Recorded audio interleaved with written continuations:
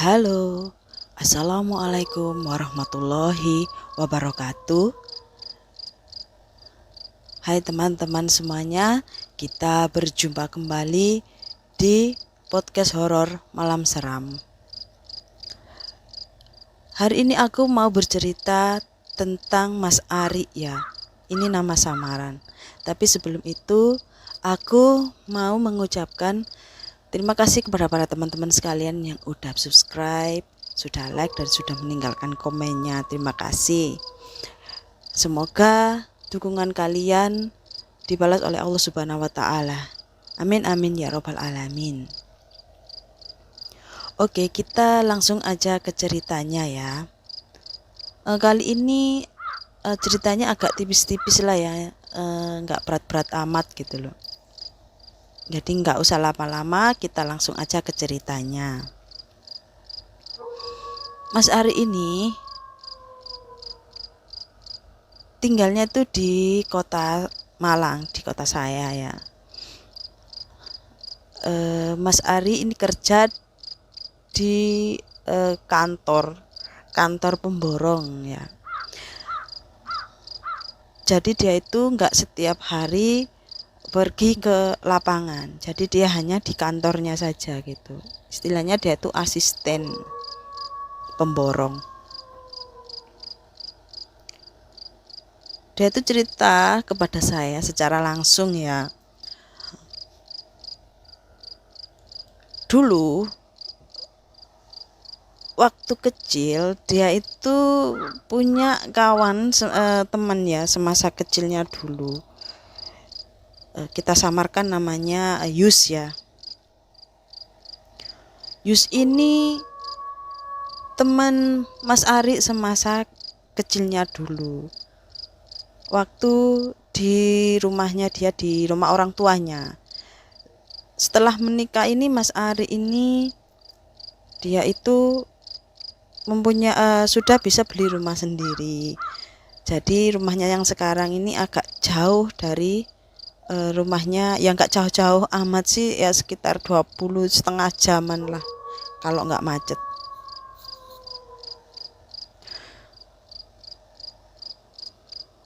Yus ini adalah temannya Mas Ari mulai dari jadi mereka ini tumbuh bersama-sama gitu loh.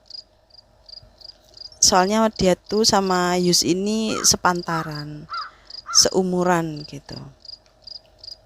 Jadi mulai dari TK, dari SD, dari SMP itu dia tuh sama-sama gitu.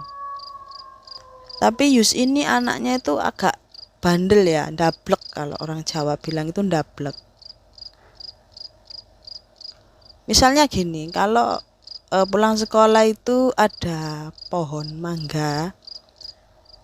Kalau Mas Ari sendiri kan mau ngambil ya punya orang, tapi itu sebatas di luar gitu loh, di luar pagarnya itu. Tapi kalau si Yus ini dia itu berani naik terus masuk ke dalam rumahnya orangnya gitu, terus manjat gitu, terus ngambil pohon mangganya itu, pencitnya itu, yang mangga muda itu. Jadi dia itu agak ndablek gitu loh, nggak seperti Mas Ari. Mereka tuh bersama-sama satu sekolahan dan juga satu satu kelas gitu loh. Jadi mereka itu bersama-sama setiap hari. Bahkan ibunya Mas Ari sendiri itu memperlakukan Yus ini seperti anaknya sendiri begitu. Karena orang tuanya Mas Ari ini berpesan kepada Mas Ari, daripada kalian itu main di luar, mending kalian itu main di dalam rumah gitu. Jadi kalau semisalnya main kelereng ya main kelereng di rumah, main video game ya main video game di rumah gitu. Jadi jarang mereka itu pergi ke layapan kemana-mana, itu jarang. Tapi semenjak sekolah SMA, mereka itu sudah nggak bisa bersama-sama dikarenakan nilainya si Yus ini nggak mencukupi untuk masuk negeri seperti Mas Ari tadi. Jadi harus memilih SMA yang lain gitu. Dan akhirnya lama kelamaan karena jadwalnya Mas Ari ini padat dan jadwal sekolahnya si Yus ini juga padat, akhirnya mereka sekarang jarang bertemu. Dan akhirnya lulus SMA mereka pun jadi nggak sering berjumpa seperti dulu gitu loh. Sedangkan si Mas Ari pun mau masuk kuliah, sedangkan si Yus ini dia itu PKL di luar kota, jadi jarang sekali bertemu. Maaf.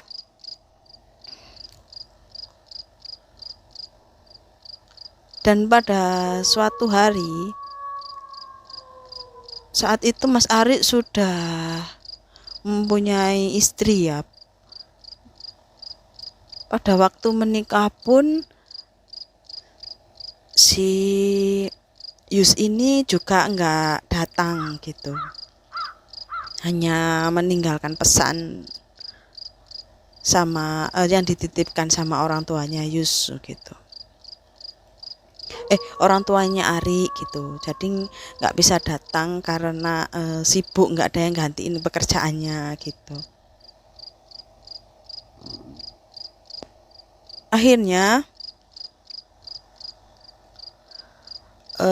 setelah pernikahan Mas Ari ini 2 tahun pernikahan Mas Ari, mereka pun juga nggak pernah ketemu. Sudah 1 tahun 3 tahun nggak pernah ketemu gitu. Bahkan di hari raya pun mereka juga nggak ketemu.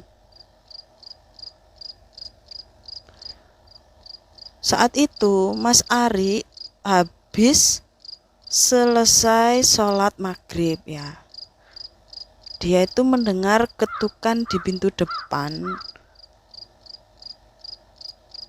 Terus dia itu pergi ke arah depan dan membukakan pintu, itu nggak ada orang. Akhirnya ya ditutup kembali gitu kan. Kejadian itu berulang selama 3 hari. Ada orang yang mengetuk, dibuka nggak ada. Dan selanjutnya nggak ada apa-apa. Tapi habis maghrib besoknya gitu, habis maghrib juga antara maghrib isya jam 8-9 gitu, ada yang mengetuk lagi. Itu terjadi selama 3 hari. Tapi karena sibuknya Mas Ari ya, jadi itu semacam nggak dihiraukan gitu loh.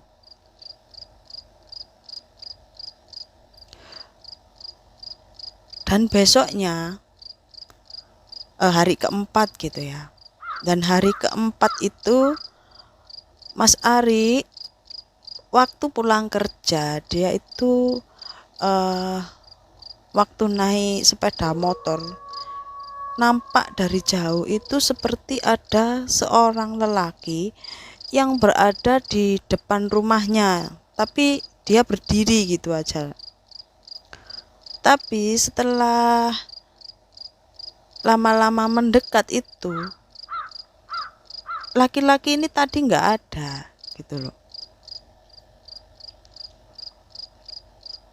Dan perasaan Mas Ari itu mungkin dia salah lihat ya. Akhirnya dia memasukkan motornya, dia tutup pagarnya, lalu dia masuk,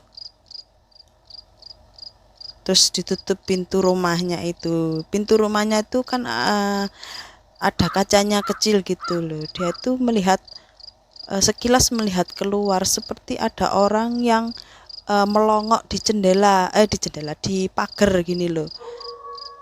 Terus dia pun sekilas ya melihat itu, tapi setelah ditamatin kok nggak ada.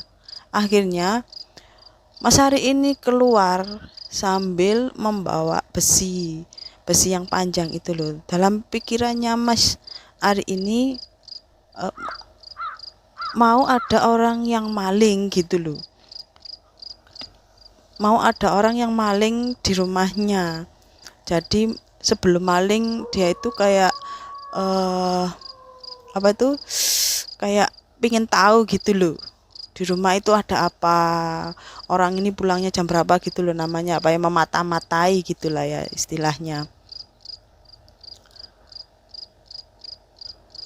Tapi Mas Ari ini berani keluar itu karena di tetangganya yang dekat itu ada jualan bakso ya, dan masih rame. Jadi dia itu berani keluar gitu loh. Tapi kalau misalnya nggak ada penjual baksonya tadi, mungkin pas libur gitu ya nggak berani dia tuh keluar. Mungkin langsung ditutupi semua jendela-jendela sama apa itu, selambu gordennya itu. Akhirnya dia tuh keluar sambil melihat di pagar tadi. Dia tuh celingak-celinguk, lihat kanan, lihat kiri, nggak ada orang sama sekali. Akhirnya dia pun masuk ke dalam rumahnya, dan ya mungkin dia salah lihat lah, itu yang sering kali dia pikirkan untuk apa ya, masih positive thinking lah gitu loh. Dan setelah hari kelima itu, malamnya Mas Ari ini dimimpiin oleh Yus ini. Dia melihat Yus di dalam mimpinya berpakaian rapi, memakai jaket, seperti orang yang mau apa itu ya, pergi gitu loh, pakai jaket kulit tebal gitu, terus semacam apa itu, kayak penutup muka, bukan masker ya, penutup muka dari kain itu, tapi yang enggak ditutupkan ke mukanya, seperti yang diserotkan di bawah leher gini. Terus dia membawa tas punggung dan juga seperti tas pinggang gini loh, tas lempang gini, sambil dia itu melambaikan tangannya. Jadi dia melihat Yus di dalam mimpinya itu melambaikan tangannya, seperti dalam hatinya Mas Ari ini, Yus ini seperti mengucapkan selamat tinggal gitu loh. Dan akhirnya terbangunlah Mas Ari. Mungkin hanya mimpi lah gitu kan.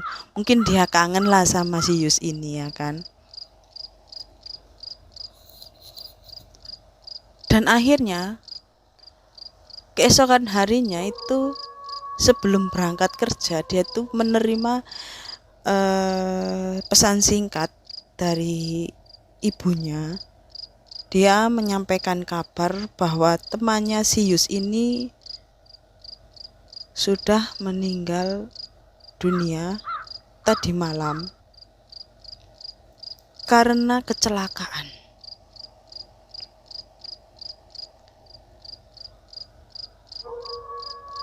Sebelum dia meninggal dunia ini, dia dirawat di rumah sakit dan mengalami koma selama 5 hari. Akhirnya dalam pikiran Mas Ari, dia cuma menerka-nerka ya, bukan asal ngomong. Dia itu cuma mungkin lah ya, mungkin itu adalah si Ari yang mau berpamitan sama Mas Ari gitu loh. Si Yus tadi berpamitan sama Mas Ari melalui penampakan dan juga di mimpinya tadi. Akhirnya Mas Ari ini izin ke bosnya untuk berangkat nanti siangnya gitu. Nanti siang kerja setengah hari istilahnya ya, untuk melayat temannya yang meninggal tadi. Akhirnya Mas Ari pergi ke rumahnya ibunya dan langsung ke rumahnya si Yus tadi. Dan Mas Ari ini mengantarkan jenazahnya sampai ke liang lahat ya, sampai dikuburkan.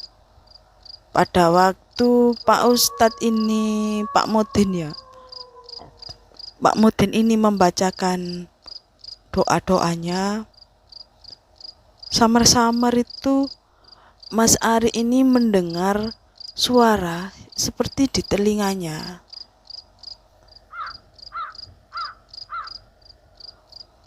Katanya seperti ini, "Ri,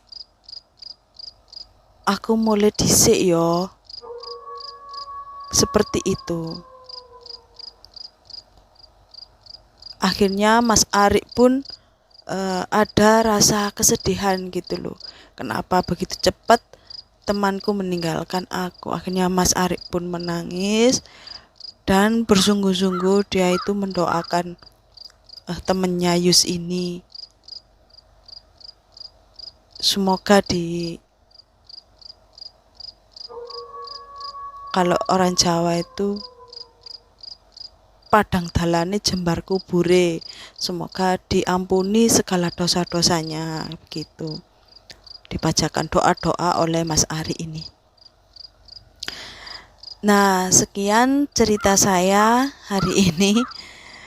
Mohon maaf bila kata-katanya agak meletot-meletot gitu.